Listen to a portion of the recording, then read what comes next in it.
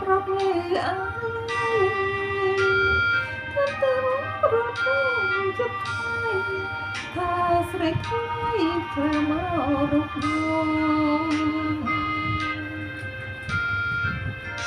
ពេលគេរៀបគេញ៉ាំក្ដីព្រួយព្រួយខ្លួនមួយព្រួយអើយសែនព្រួយព្រួយតែកន្លងចូលចាំអ្នកឯងមានលឺសំឡេងច្រោចឆ្លងដឹងចឹងអានឹងមកផង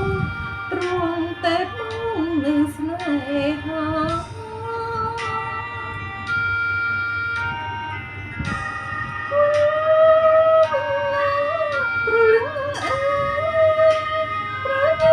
ទុកធំអត់ស្បាយខ្នងខ្នើយកាយពីកាយយ៉ាងហើយយំរកចង្កៀងសួររកទីផ្ទះខ្ញុំទៅខាងណាខ្ញុំសោកការរត់សាអាឡ័យ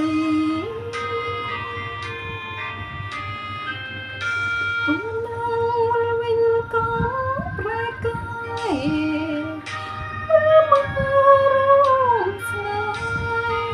ដៃបងទាំងថ្មីទទួលស្រីថ្លៃមកប្រលំបងគេរំពឹងរកថ្ងៃវិលមកជន់ចរណៃបាស្រីថ្លៃមេត្តាបង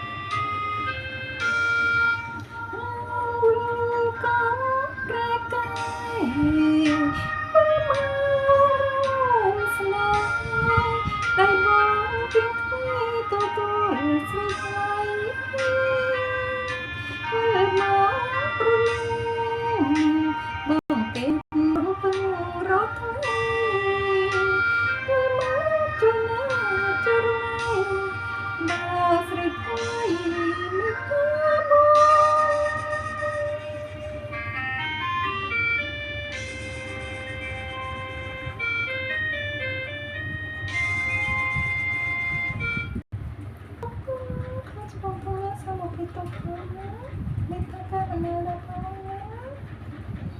ជាលេងវិញណាជាមាត់ទៅចាំហើយយើង